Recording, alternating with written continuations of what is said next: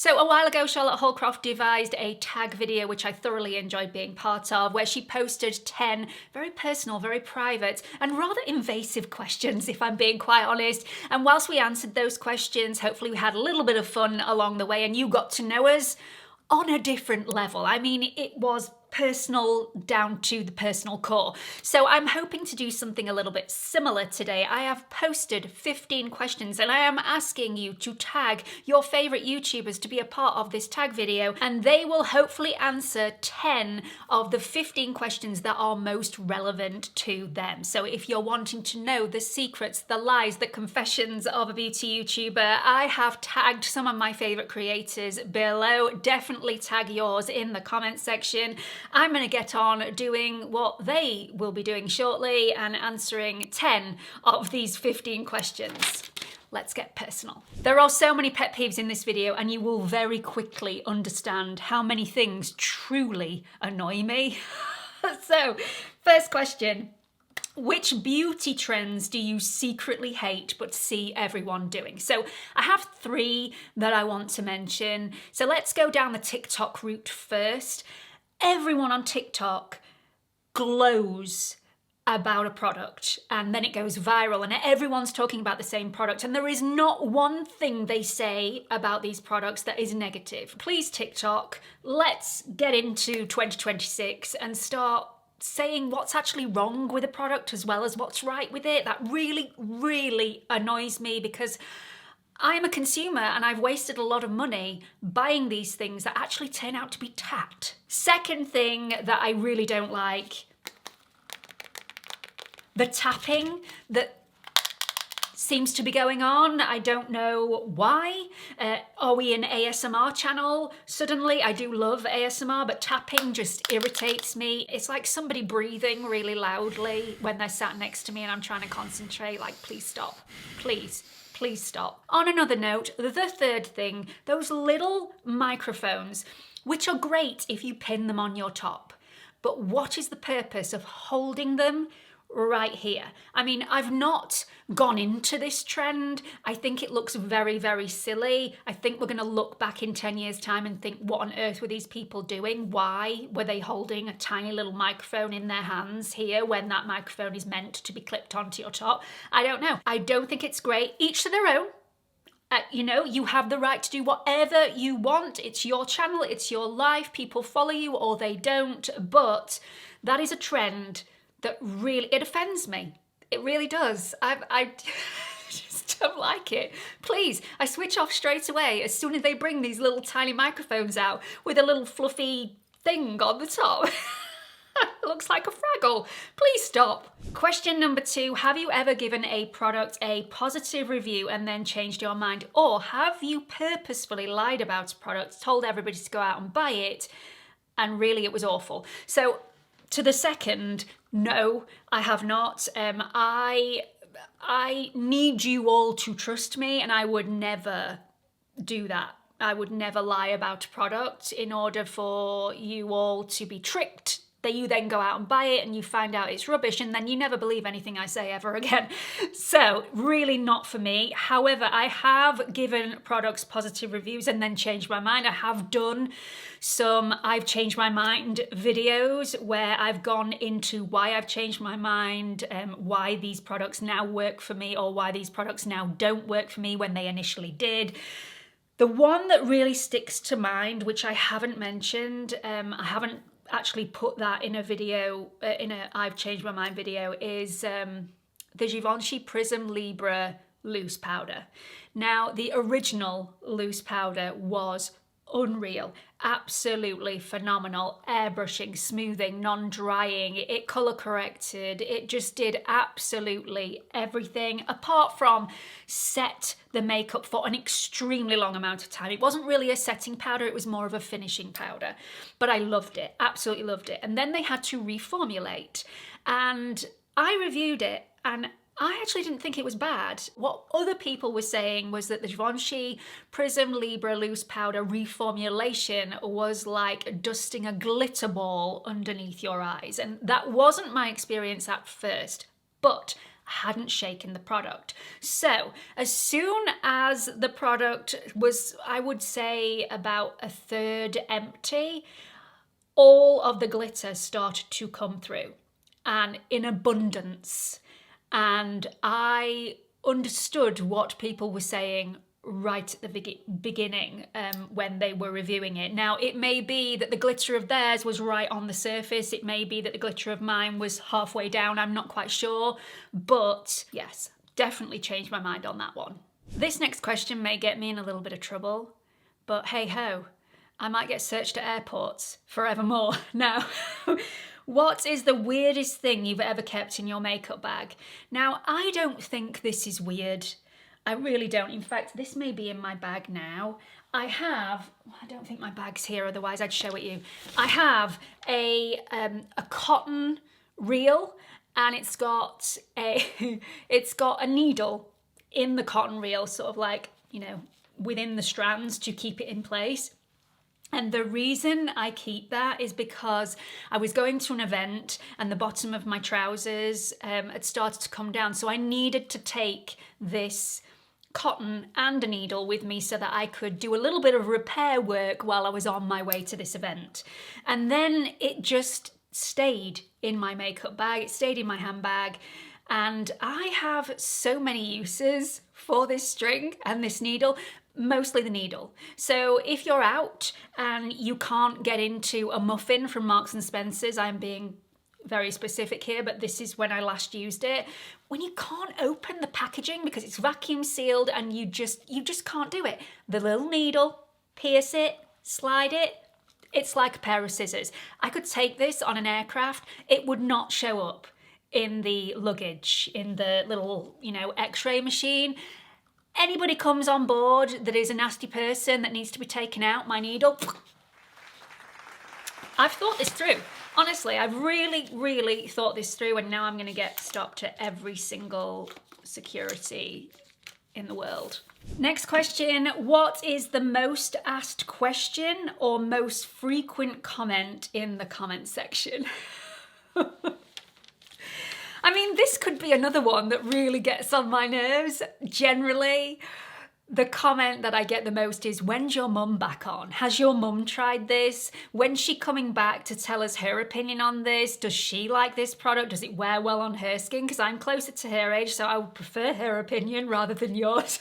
I'm like, what is going on? Am I not enough now? Do I have to have my mum on every single video?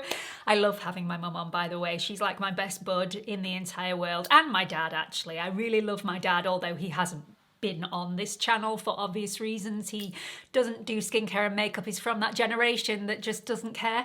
So yeah, I would love to have my mum on all the time, but my mum is retired and I already put on her enough. I send her home with so many products to try. She is my little guinea pig, and she often gets very overwhelmed at home at trying to fit everything in that I have actually sent her, and needs to be enjoying her own life, not just trying to fulfill mine. So my mum loves being on this channel as well, but it would be too much pressure for her if we scheduled in a monthly video. So we just sometimes say, hey, should we film something today? Or if she says, oh, I really like this and I'm really getting on with this at the moment, have you seen this or have you seen that?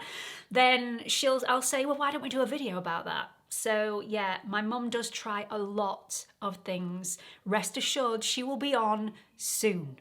I will try. I'm doing my best. I'm doing my best, people. I hope I'm enough for you in the meantime. Question 5. Let's see, which one do I want to do? Which sorts of comments annoy you the most?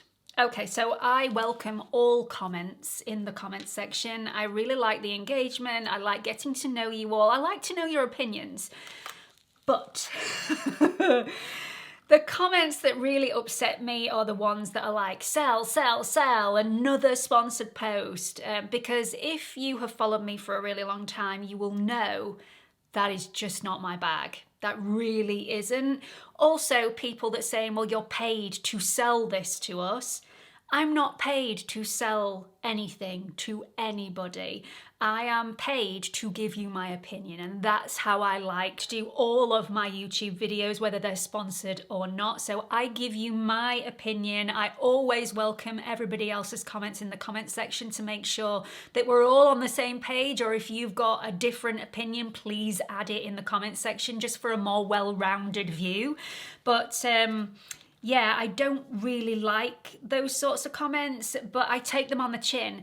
The other comment that upsets me a little bit, I get a lot of comments saying that I don't live in the real world and I've lost touch with what my audience wants. Generally, if I am reviewing something that is rather pricey, I am inundated with comments saying that, yeah, but we can't afford that, so why are you reviewing it? I'd love to be able to buy that, but I'm not in the position to be able to buy that. I'd really like it if you'd review something that is slightly more affordable, which I completely understand, but I think what is being lost here is that some people want different things. I know where you're coming from, but there are members of the Pampered Wolf Pack that don't want me to be reviewing affordable products, and I am trying to please both sides. Next question, very personal one actually. This still chokes me up a little bit. So this is, what's the most unflattering comment about your appearance that's stuck with you? Now usually the unflattering things, they're not blatant. They go about it in a very underhand way. They'll try and phrase it so that they're not being aggressive, but actually they're just backhanding you with this comment. So firstly, when I was really young, this hasn't got anything to do with YouTube, but I was at a friend's house and I remember being in a room with all of her friends, who I didn't know, they weren't from our school, and they were just constantly bashing me and calling me Concord because I had a long pointy nose, and trying to get in my head and, you know, why are you smiling when you've got a nose like that? Or your chin is so pointy. And I was so withdrawn and didn't know what to say, and it was so upsetting.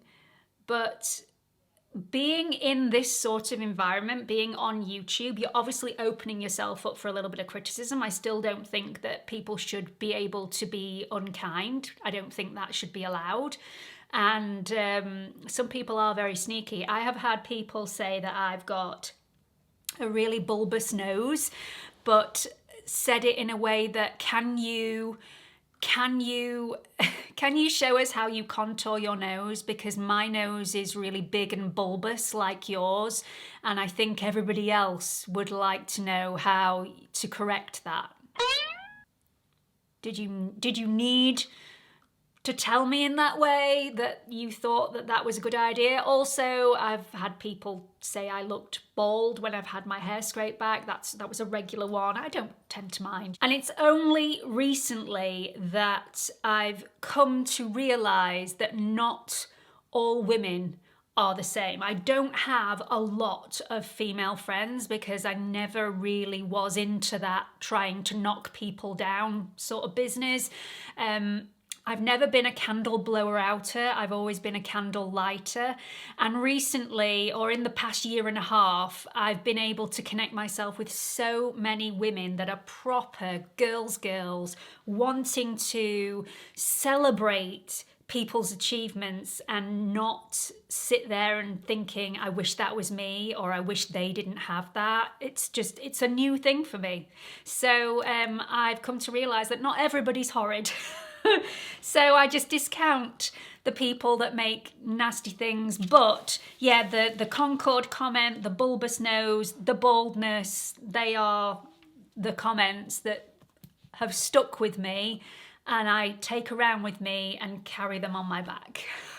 Next question, if people bumped into you in real life, what would surprise them the most? Now, I don't even have to think about this because every time I've met somebody, this is the first thing that they've said after, oh, I'm so sorry, but I thought I'd come and say hello. You should always come and say hello, by the way. I absolutely love meeting you all. But the one thing that everybody says when they see me or my mum is, wow, you're a lot taller than I thought you were.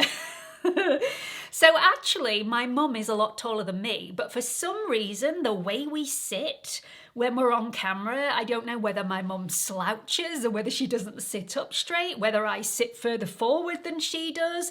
But before we start filming, we're always at the same level, and then she sort of sinks down a little bit and looks a lot shorter than me, but actually she is a lot taller than me in real life by, I would say, a good 3-4 inches. So my mum is really tall. I'm 5'6". So yes, we're a lot taller than people seem to think we are. I'm not quite sure whether you think we're, you know, really tiny or not. I don't know what this screen portrays, but everybody seems to think that we are a lot shorter than we actually are. So yes. That is it. Okay, what step in your makeup or skincare routine could you not live without? Now, this is self-explanatory for anybody that follows me. And I love makeup. I absolutely love what it can do for the soul, how it can make you feel. It can make you feel glamorous. It can make you feel really confident. It can give you the get up and go to actually leave the house. However, skincare is my thing. It's a gem. It's my baby. I just absolutely love it. So we've got to have a little bit of a skincare session here, and you'll all know what I'm going to say. Number one, SPF in the morning. If you're not applying SPF in the morning and you're spending money on lotions and potions and rich creams, you're wasting your money. The one thing that everybody needs to be applying first thing in the morning is an SPF. So I'm going to stop waxing on about that because I think you've heard me say that so many times. But also, as well in my skincare routine, cleansing my skin before bed is a necessity. It is non-negotiable. If you're leaving anything on your skin, whether that be SPF, whether that be makeup, mascara, all that sort of thing, you are aging your skin prematurely. It is really important that you remove all of those ingredients from your skin before you go to sleep. Honestly, your skin will thank you for it. Question 9, do you ever censor what you say about your personal life for your audience? Yes, of course I do. I mean, I am generally an open book, but there are certain things that I think it's only right to keep private. I think it's really unfair if I use my platform to vent about things that are very personal, because not everybody has that platform to use. So I talk to thousands of you, whereas the person that I might want to vent about has only got a handful of people to vent to, and I just think that is really unfair. Do I have the perfect marriage? Absolutely not. Do we have disagreements? Are we happy all the time? No, we're not. We have our struggles like everybody else. I don't talk about those sorts of things. Again, I don't think that's fair to Wes because he doesn't have that platform. I also used to have my kids on the channel when they were younger and they wanted to be part of this.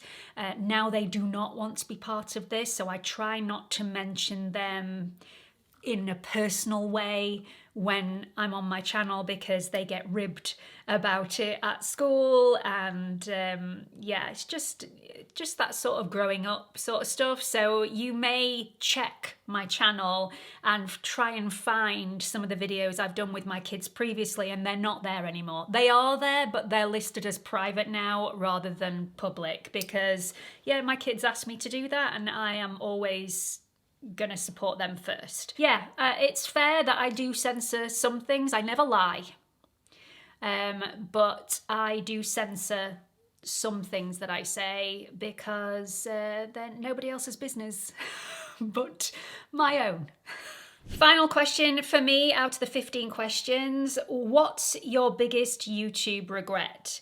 Now this This is a huge regret for me. I'm sort of, would I go back and change it? I don't actually know, but I do feel like I should apologise for it, especially if I'm doing a video like this. When I first started, I had not got a clue what a beauty YouTuber should do, and I really didn't stay true to myself. I was trying to be a chameleon and be like everybody else rather than just being myself. And I think had I been myself, I would have grown slower, but I'd have got my audience that knew me, that respected me straight off the bat, rather than gaining an audience, losing some of that audience, and then, you know, changing and adapting as you get more comfortable with the YouTube life. In doing so, when I first started, in fact, the second video I ever filmed on YouTube, which I had no idea would blow up and get millions of views, I copied off somebody else. So I used to go on YouTube and I saw what was really popular, and I did look at this one video that was blowing up at the time, and I did something that was extremely similar, and I didn't give the creator any credit whatsoever. And I think probably because I thought that's what you did at the time, and I never thought my video would be popular. I never thought it would get the views that it did, and it did. And I feel really bad about that now, because every single video that I do, if I've got an idea from somebody else, I always like to credit them with their idea and mention them, because I think that's really popular. Whether the channel is smaller than mine, whether it's bigger than mine, I think it's just common decency. And I didn't do that back then, and that is a huge regret for me. It's been a huge learning curve. We all make mistakes, but that is a big one. So they are my 10 questions. I have devised 15 questions for people to answer. They just need to pick the 10 questions that resonate most with themselves. So tag your favorite content creators below. Have you enjoyed this video? Do you like this sort of content? Would you prefer me to do something different in the future? I know it's not really beauty related, but at the moment I am devising my list of the best product releases from 2026 so far. So while I'm doing that, I thought I'd do this cheeky video because I'm going to be filming that on Friday. So really hope you've enjoyed this video. Hope you found it helpful. Hope you got a bit of a giggle out of it. You've enjoyed it. Please don't forget to like, subscribe, hit that notification bell, and give this video a share before you leave. Hope to see you all in the next video. Bye everyone.